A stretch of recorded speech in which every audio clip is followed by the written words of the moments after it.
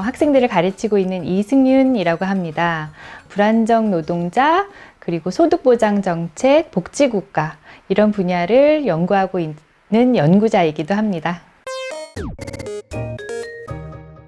산업자본주의에서부터 시작해서 서비스 경제 기반인 서비스 경제를 기반으로 한 자본주의, 그리고 뭐 금융자본주의, 최근에는 디지털 경제 기반으로 하는 또 새로운 뭐 플랫폼 자본주의, 디지털 자본주의가 논의되고 있는데요.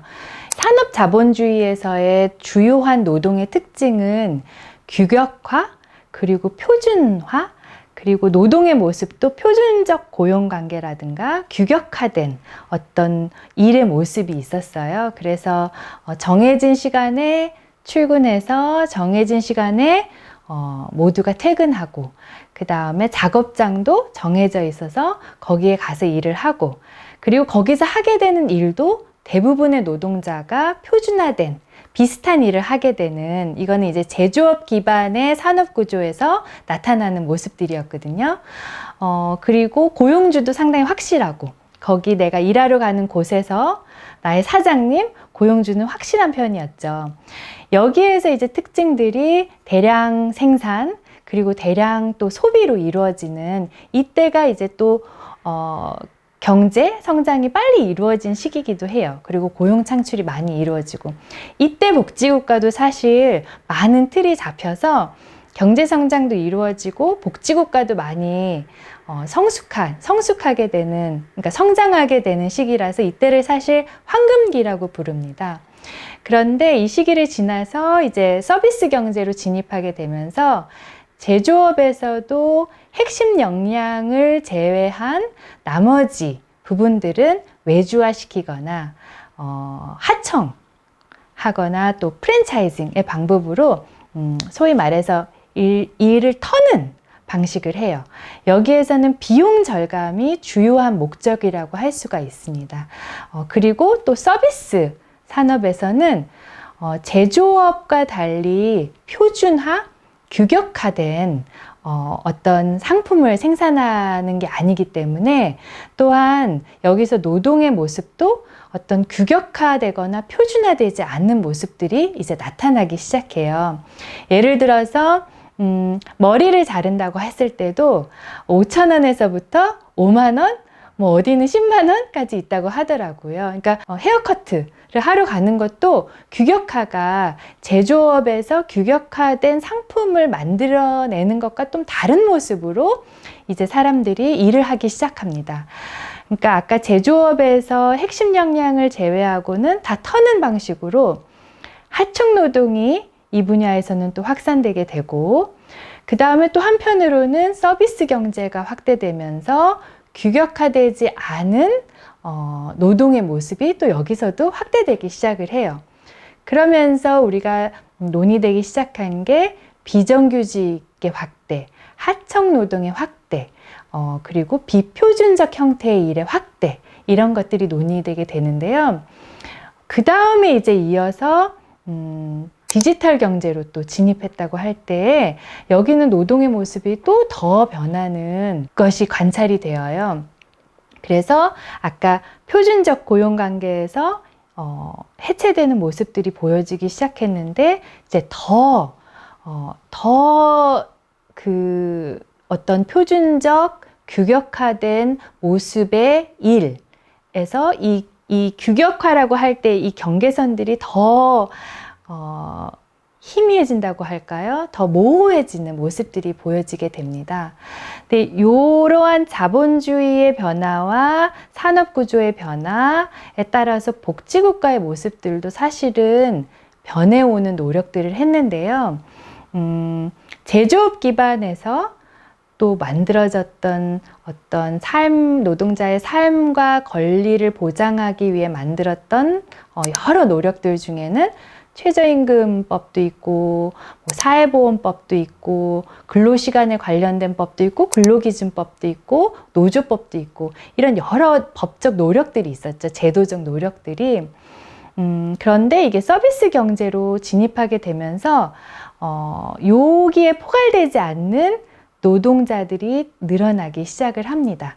그런데 복지국가에서 또 한편으로 또 변화된 모습은 이전에는 아이를 기르고 보육하고 또 돌봄을 하는 것은 그냥 가구 내에서 이루어지는 어떤 그 비공식 영역에서 주로 여성들이 하는 거라고 간주되었었는데 복지제도 중에서 또 특히 사회 서비스, 그래서 돌봄 영역이 제도화되는 것이 또 하나의 큰 변화이긴 했어요. 하지만 노동자의 삶과 권리를 보장하는 데 있어서 여기 제도 변화가 지체되는 모습들이 계속 보여지기 시작하고, 그게 지금 더 지체되는 모습들이 보여지는 것 같아요. 그래서 앞으로 더 지체되는 모습들 중에 하나가 이제 지금의 플랫폼 노동이라든가 긱노동, 또 디지털 경제에서 일하고 있는 여러 노동자들이 아까 말씀드렸던 그 제조업 기반의 산업 사회에서 그곳을 가정하고 만들었던 여러 법제도적 노력들이 이제 부정합성이 이루어지기 시작하면서 이분들이 불안정성에 노출되게 되는 모습들이 나타나게 됩니다. 어떤 과정을 표현하고 싶었습니다. 그러니까 아까 말씀드린 것처럼 제조업 기반의 산업 구조에서 보여졌던 노동의 모습은 좀 더 규격화되고 표준화된, 또 표준적 고용관계에 기반한 어떤 그런 일자리들이 많았고, 그런 일의 모습들이 많았다면은 이게 서비스 경제 그리고 또 디지털 경제로 진입을 하면서 이 시기에 만들어졌던, 그러니까 이 시기에 보여졌던 그런 규격화되고 표준적인 일의 모습에서 변화되는 모습들이 보여지기 시작한 거였죠. 이 과정을 사실 녹아내리는 과정, 그래서 영어로는 melting labor라고 개념화를 했었는데요.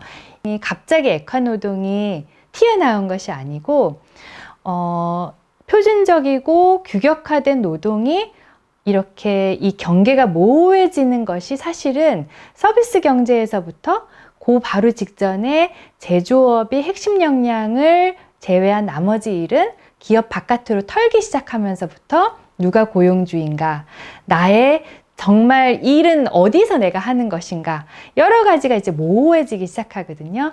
이런 과정을 이제 액화로 표현하고 싶었습니다.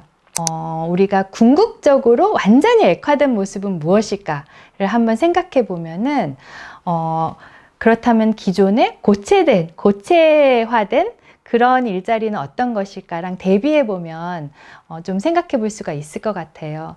예를 들어서 내가 일을 하는 시간과 일을 하지 않는 시간이 구분되어 있었다면, 지금은 일하는 시간과 쉬는 시간이 상당히 구분이 모호해지기 시작하였고요.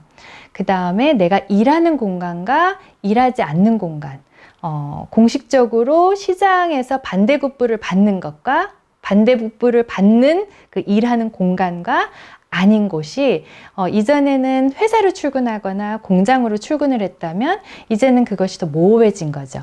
카페에서 일하기도 하고 프리랜서로 나는 자영업자이지만 또 다른 곳에서 일하기도 하고, 또 플랫폼 노동의 경우에는 공간이 상당히 넓어진 거죠. 그리고 어디에서 일을 하는지가 특정 짓기가 어려워지는 겁니다.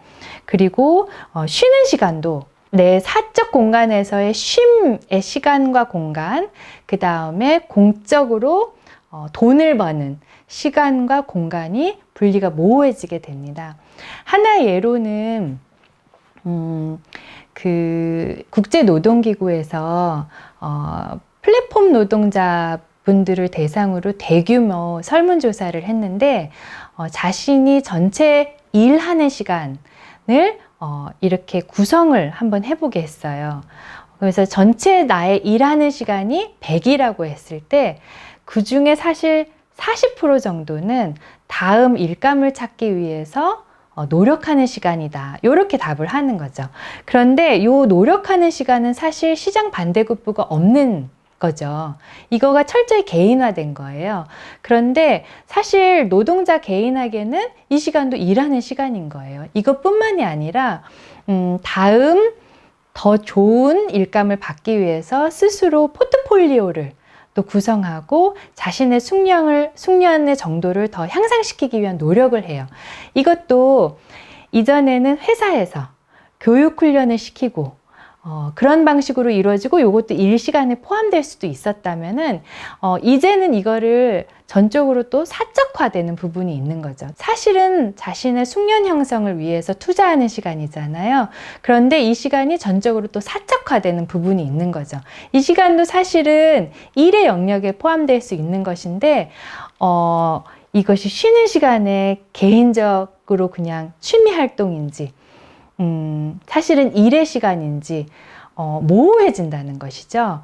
이렇게 여러 영역에서 이전에 우리가 생각할 수 있었던 일과 쉼, 일하는 장소와 일하지 않는 장소, 그 다음에 나의 고용주가 누구고 고용주가 아닌 사람은 누구고 고객은 누구이고 이런 것이 더 구분되어 있었다면은 이제 그런 구분이 모호해지기 시작했다는 점에서 이 과정을 설명을 하고자 했고, 여기에는 비단 사실 표준적 고용관계라고 할 수 있는 임금 노동자만 포함된 게 아니에요. 이전에 순수 자영업 같은 경우도 사실은 모습이 변하고 있어요. 그래서 종속적 자영업의 모습이 보인다거나 또 프리랜서로 표현되기도 하는데요.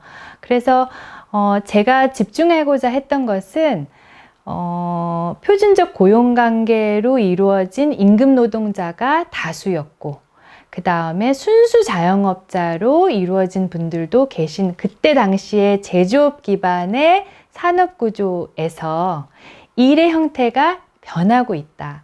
그런데 이때 제조업 기반의 산업구조를 상정하고 우리가 만들어 놓은 여러 가지 제도적 노력들이 이 변화하는 일의 모습을 충분히 포괄하지 못하고 있다. 포괄하지 못하고 있기 때문에 노동자들의 삶 그리고 권리가 충분히 보장받지 못하고 있다는 모습에 우리가 주목할 필요가 있는 것 같습니다. 네.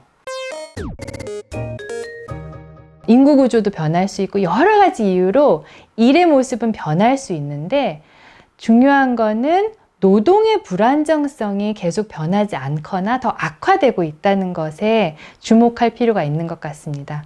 그러니까 노동의 모습은 여러 가지 이유로 이렇게 액화되고 있는 모습이 있는데 기술 발전 때문일 수도 있고 그 다음에 자본 축적의 방식이 기술 발전과 더불어서 더 진화했기 때문에 그런 것일 수도 있고 사람들의 삶의 방식, 그 다음에 삶에서 원하는 것 이런 것들이 또 라이프 스타일이 변해서일 수도 있어요. 왜 액화되고 있는지에 대해서 우리가 또 살펴볼 필요가 있지만 사실 더 중요한 거는 이게 어느 하나의 중립적인 현상으로 봤을 때 계속 역사적으로 역사가 흘러가면서 일의 모습이 다양하게 변하고 있지만 여기서 우리가 놓치지 말아야 될 거는 그렇다면 노동자의 삶도 계속해서 보호되고 권리가 보장되고 있는지 이 질문이 사실 더 중요한 문제 같습니다. 이렇게 기술 발전을 통해서 플랫폼 노동이 확대하는 것에 한편으로 긍정적인 측면은 진입장벽이 낮아졌다는 거예요. 경제 활동에 대해서. 이런 거는 긍정적인 측면이 있을 수 있죠, 당연히. 여성이라든가 일자리를 구하기 어려웠던 또 청년이라든가 또 장애인 분들의 경우에는 온라인상에서 또 다양한 경제 활동을 할 수 있는 기회가 더 늘어났을 수도 있어요. 근데 중요한 것은 말씀드린 것처럼 노동의 모습이 변할 때에 긍정적인 측면도 있을 수 있지만 우리가 그동안 노동자의 삶과 권리를 보장하기 위해서 해왔던 수많은 노력들, 그래서 만들어 놓은 법제도와 테두리에서 벗어나게 되어서 불안정성에 노출되게 되는 노동자들은 누구인가? 이러한 노동자 분들이 확대되는 것이 그리고 간과할 수 없을 정도로 불평등에 또 확대되고 있는 그런 우려는 또 없나 이런 것들을 짚어봐야 되지 않나 하는 생각이 들어요. 네. 이제 가장 그래도 노동자가 보호를 받을 수 있었던 우리가 만들어 놓은 보호장치가 근로기준법이라는 게 있죠. 근로기준법에 따르면 노동시간이라든가 어느 정도의 소득이라든가 또 야간 근로라든가 여러 가지 노동자의 건강을 해치지 않으면서도 인간다움을 살 수 있게 하기 위한 노력들을 해놓은 거죠. 법을 통해서. 그런데 근로기준법에 포함되지 않게 되는 거죠. 액화노동의 모습들은 예를 들어서 근로자로 인정하지 않는다거나 약관동의를 통해서 일을 시작하게 된다거나 이런 방식으로 노동자가 근로기준법에 포괄되지 않는 모습들 그거 자체로 이미 많은 그 법적 보호에서 배제되게 되는 거죠. 특히 지금 보이는 많은 새벽 노동의 모습들을 보면은 근로기준법에 따르면은 새벽 시간에 일하는 것에 대한 규제가 어느 정도 있어요. 최소한의 규제가 있고 그 다음에 국제적으로 봤을 때는 노동자가 새벽에 일하는 것에 대해서 그 위험성을 이미 경고하고 있어요. 그래서 우리가 도입한 게 교대제라든가 연이어서 새벽 노동만 하지 않게 한다거나 이런 규제들을 만들어 놓았는데 아까 말씀드린 대로 이런 액화노동의 모습이 보이면서 여러 법적, 제도적 테두리에서 벗어나는 분들이 생기는 거고 밤 12시, 11시에 일을 시작하시고 새벽 7시 이렇게 일을 끝내는 건데 이게 지난 1년간 계속 지속되어 왔다던가 지난 2년간 계속 지속되어 왔다던가 이것은 상당히 불법적 요소가 사실은 있는 거거든요. 왜냐하면은 노동자의 건강을 해칠 수 있다고 심지어 WHO에서도 권고한 사항이에요. 야간 노동은 상당히 위험하다. 그런데 그런 법적 테두리에 벗어나 있는 거죠. 그리고 여기에 또 포함된 위험한 담론이 개인들이 일하고 싶은 만큼 일하게 해줄 그런 자유를 보장해 주는 게 중요하다. 그래서 일감당, 건당 돈을 벌 수 있게 하는 게 마치 노동자의 어떤 자유도를 높이는 것 같이 논의되는 것도 상당히 우려스러운 것 같아요. 그래서 또 하나는 수많은 크라우드워크가 같이 공동으로 참여를 해서 어떤 번역물이 나오는 경우, 어떤 프로젝트가 나오는 경우, 이 경우에 한 명이 예를 들어서 비용이 그 반대급부가 체납됐다. 이렇게 됐을 때 이것을 권리를 주장하고 내가 얼마큼 했고 여기에 대한 반대급부는 이만큼 받아야 되는데 소송을 하겠다라든가 이거를 이제 공식적인 절차를 통해서 문제 제기하기가 되게 어려워지는 거예요. 여러 명이 일을 쪼개가지고 했기 때문에 누가 어느 부분을 했는지가 상당히 이제 모호해지기 시작하는 거죠. 액화되는 노동의 모습에서 또 산재의 문제는 그러니까 고용주가 누구인지 모호해진다는 것 자체가 산재의 책임자가 누군지가 모호해지는 거랑 같은 의미예요. 이거는 꼭 액화의 정도가 높은 플랫폼 노동까지 가지 않더라도 일자리를 계속 이동하는 하청 노동자의 경우에도 마찬가지 문제라고 할 수가 있는데요. 예를 들어서 청소 노동자분이 근골격계 문제가 생겼다. 근데 같은 빌딩에서 2년 동안 예를 들어서 청소 노동을 하신 분이에요. 근데 업체가 6개월마다 변했어요. 그러면 나는 여기에서 계속 청소 노동을 한 것인데 어느 시점부터의 문제가 생겨서 누구한테 어떤 하청회사한테 이 책임을 물어야 될지가 상당히 모호해지게 되는 거죠. 콜센터도 마찬가지예요. 이전에 좀 규격화된 노동의 모습에서는 우리 신용카드 회사에서 직접 고용한 콜센터 직원들이 있었다면 이제는 층별로 다양한 하청업체가 들어와서 콜센터 업무를 외주화됐다는 거죠. 근데 이 업체도 바뀌는 거예요. 그러면 이명이라든가 여러 가지 뭐 성대 문제라든가 스트레스를 통한 우울증 증상이라든가 이런 증상들을 호소하는 경우가 있는데, 이게 어느 작업장에서 생긴 문제인지가 상당히 모호해지게 되는 겁니다. 근데 지금의 산재보험법이라든가 산안법도 있고 산재법도 있는데, 이것도 역시 제조업 기반에서 정해진 작업장에서 노동자가 계속 일한다고 가정했을 때 만들어진 법제도인 거죠.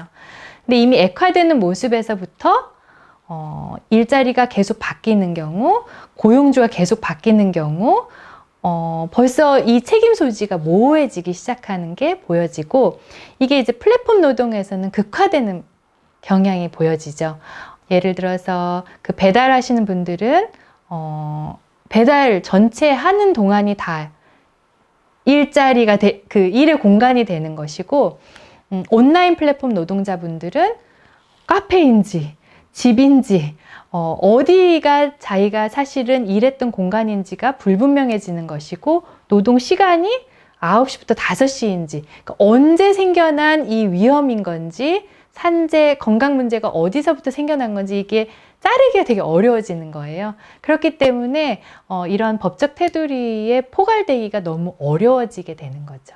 그 다음에 자신의 근로자성이라든가, 그 다음에 자신의 어떤 숙련 정도라든가, 자신의 경력, 이런 것들을 온전히 개인들이 증명해내야 하는 구조로 가는 것 자체가 사실은 노동자에게 많은 비용이 사실 전가된 거라고 할 수가 있어요. 이거를 스스로 계속 증명해내야지만 살아남을 수 있게 하는 구조가 된 거죠. 플랫폼 노동이 확대된 것의 이점으로 자주 논의되는 것이 이 진입장벽이 낮아져서 더 많은 사람들이 사실 쉽게 들어갈 수 있다는 것인데, 이거의 바로 그 동전의 뒷면은 경쟁이 상당히 치열해졌다는 거예요.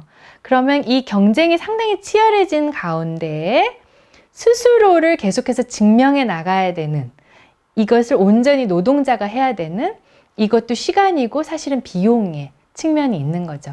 그 고체화된 노동에서 보여졌던 그 기업이나 사회, 정부가 담당했던 것들이 상당히 사적화돼서 이 노동자들이 온전히 다 부담해야 되는 경우가 늘어났다고도 볼 수 있을 것 같아요. 직업에서 일, 프로젝트, 업무, 미세 업무로 계속 쪼개지는구나. 이게 계속 쪼개지다 보면 액화가 되겠구나 라는 생각에 제가 이제 액화라는 개념을 생각하게 되었는데요. 이 미세 업무로 하게 되면은 최저임금 적용이 상당히 어려워져요.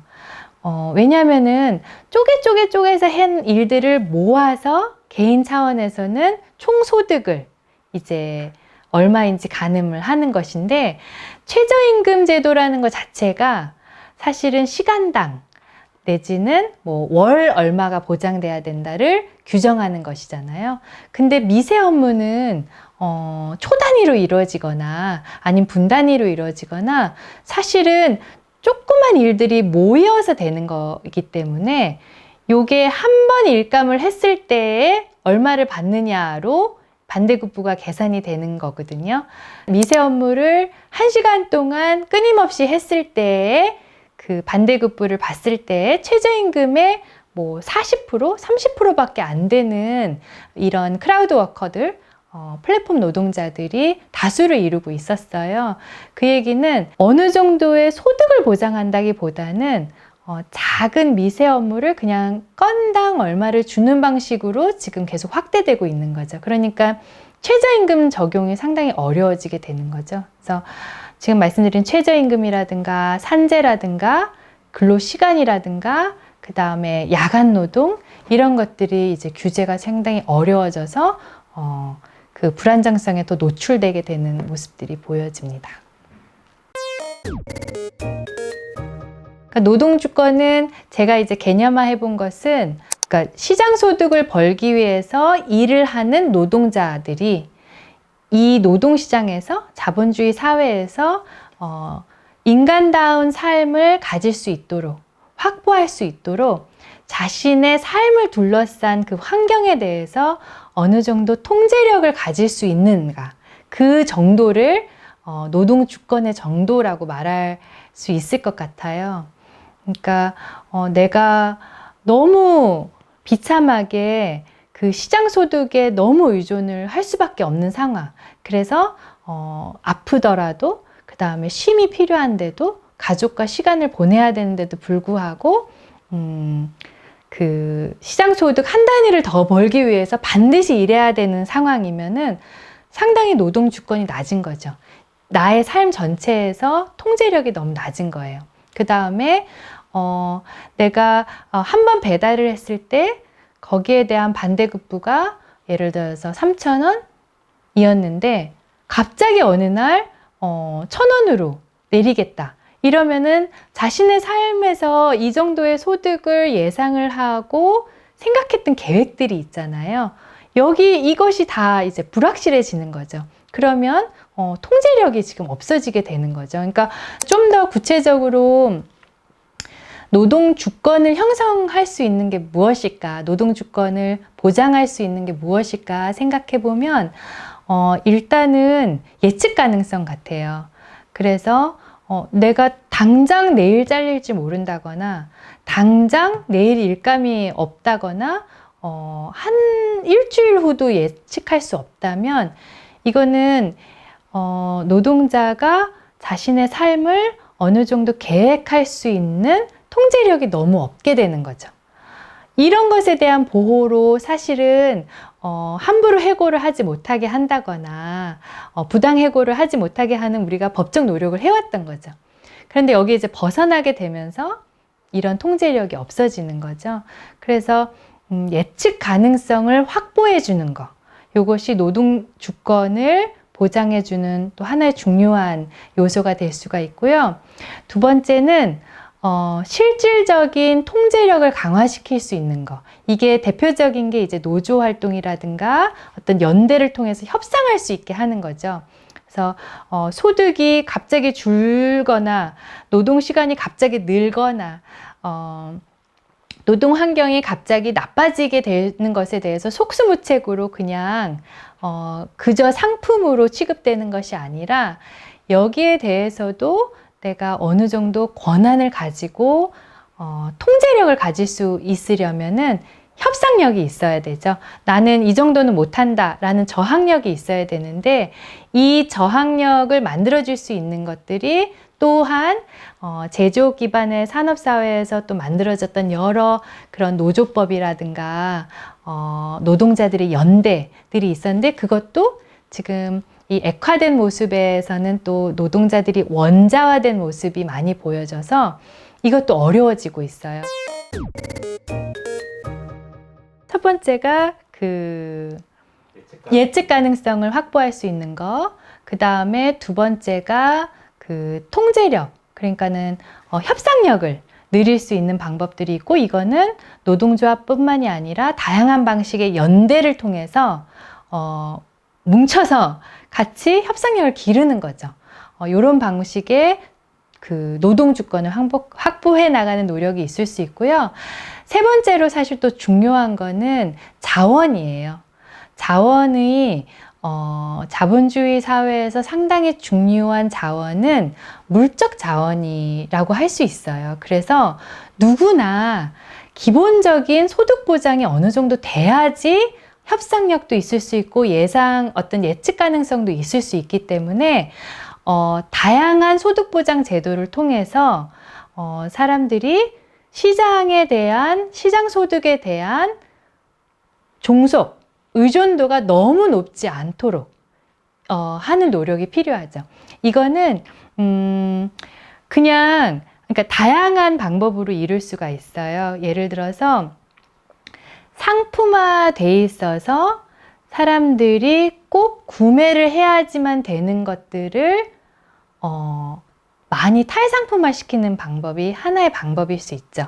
예를 들어서 교육, 의료, 보육, 돌봄, 이런 영역들은 사람들이 일상적인 삶을 영위하는 데 있어서 너무 필수적인 것들이잖아요. 근데 이게 많이 상품화되어 있다면, 상품화 정도가 높다면은 이거를 다 구매해야 되는 거예요. 그러면 개인의 가처분 소득이 줄어들기 때문에 그러면 내가 돈을 버는 중요성이 훨씬 더 높아지게 돼요. 돈의 한계 효용이 되게 높아지게 되는 거죠. 그래서 이런 것들을 상당히 공적화해주고 공공 영역에서 책임을 져주면은 개인들이 시장소득에 의존하는 정도가 낮아질 수가 있죠. 이것도 물적 기반을 좀 더 확보해주는 노력에 들어갈 수 있고요. 또한 시장소득에서 의존도를 더 낮출 수 있는 것은 꼭 시장에서 일을 해서 돈을 벌지 않더라도 어느 정도 소득 보장이 될 수 있게 하는 거예요. 이거는 아픈 경우에는 내가 일을 하지 않고도 좀 먹고 살 수 있도록 하는 어떤 소득 보장 제도. 내가 지금 현재 재활에 집중을 해야 된다면은 꼭 일을 하지 않더라도 소득 보장이 어느 정도 될 수 있게 하는 거. 일을 하고 싶어도 일자리가 없어서 시장 소득이 없는데도 어느 정도 소득 보장이 된다면은 시장 소득에 대한 의존도가 좀 낮아질 수가 있겠죠. 물적 자원이 상당히 중요한 부분이라고 할 수가 있고요. 마지막은 법과 제도를 좀 더 노동자의 삶과 권리를 보장할 수 있는 방법으로 더 진화시켜 나가고 완비시켜 나가는 거라고 할 수가 있는데요. 예를 들어서 근로기준법이라든가 최저임금법이라든가 노조법이라든가 아니면 산재법이라든가 산안법이라든가 여러 노동주권을 확보하기 위해 우리가 해왔던 여러 노력들이 있잖아요. 이게 지금 안 맞게 돼서 이제 불안정성에 노출이 되니까 법적 제도가 지금 변화하는 일의 모습에 정합성을 가질 수 있도록 진화시켜 나가고 개선시켜 나가고 개혁시켜 나가야 되죠. 이런 법적 테두리 안에서 보호를 받고 있는 것 자체가 노동자에게는 주권을 확보해 나갈 수 있는 중요한 자원이 될 수 있습니다. 그래서 이 부분은 정부에서 상당히 많이 노력할 필요가 있고요. 그 다음에 아까 말씀드린 노동자가 시장소득의 의존도를 좀 낮추기 위한 그 물적 기반, 여러 가지 사회 서비스라든가 어떤 소득 보장 제도를 통해서 개인이 꼭 일하지 않더라도 어느 정도의 삶이 영위될 수 있도록 할 수 있는 여러 노력들, 이것도 정부에서 할 수 있는 부분이죠. 해야 할 부분이고요. 그러니까 말씀드린 대로 그 협상력을 위해서는 시민사회라든가 노조라든가 아니면 노동자들의 다양한 형태의 연대를 방식으로 이렇게 협상력을 길러갈 수 있죠. 협상력을 통해서 자신의 삶에, 노동자의 삶에 중요한 영향을 미치는 어떤 조건들이 변화할 때 자신도 거기에 대해서 참여할 수 있어야 되는 거죠. 그냥 속수무책으로 결과를 받아들이는 것이 아니라. 그래서 그거를 위한 어떤 협상력을 기르는 방법이 여기에는 시민사회도 할 수 있는 역할이 있고요. 예측 가능성도 기업 측에서는 그 다음에 기업이 아니더라도 일감을 주고 그것에 대한 반대급부를 주는 경우에도 노동자의 예측 가능성을 확보해 줄 수 있는 노력을 해 나가야 된다고 생각을 해요. 그러니까 나는 뭐 근로기준법에 따라서 근로자를 고용한 게 아닌데 근로자가 아니면 그러면 나의 책임이 없다가 아니라 그렇지 않더라도 할 수 있는 게 있거든요. 그래서 갑자기 소득 단절이 하지 않도록 한다거나 아니면 일감을 줄 때 표준 계약서를 작성을 해서 반드시 비용을 지불한다, 언제 준다 라는 것들을 좀 공식적으로 약속을 한다던가 프리랜서 같은 경우에는 이런 게 없는 경우가 너무 많아요. 구두로 그냥 일단 뭐 작업한 거 주면은 반 주고 그 다음에 완료되면 마무리해서 주겠다. 이게 뭐 언제 주는 건지 이런 것도 없는 거죠. 그런데 이런 계약서를 작성하는 것부터 사실은 많은 사람들이 할 수가 있어요. 큰 기업이 아니더라도 일감을 주는 그 모든 사람들이 사실 할 수 있는 것이 어떤 명문화된 계약서를 작성을 해서 노동자가 언제 얼마를 받고 체불받지 않을 거라는 것을 약속해 주는 것을 통해서 노동을 하시는 분들의 그 예측 가능성을 높여줄 수가 있겠죠. 기업도 마찬가지로 당연히 그 계약서를 통해서 예측 가능성을 높여줄 수가 있을 것 같습니다. 우리 노동자 입장에서는 그거부터 당당하게 요청하는 것부터 하나의 문화로 쑥스러워서 잘 못해요. 이거는 우리 청소년 노동자들도 할 수 있는 것 같아요. 이제 말하는 거죠. 근데 이거 한 거는 얼마 받나요? 언제 돈이 들어오나요? 이런 것도 자연스럽게 물어볼 수 있고, 일감을 주는 쪽에서도 이거는 얼마이고 언제 입금되고 이런 거를 이제 얘기를 해줘야지 가늠이 되죠. 그러니까 꼭 근로기준법 뭐 말할 것도 없고 지금 이제 우리 일반 사회에서도 좀 할 수 있는 것들이 조금씩 더 있는 것 같다는 생각이 들어요.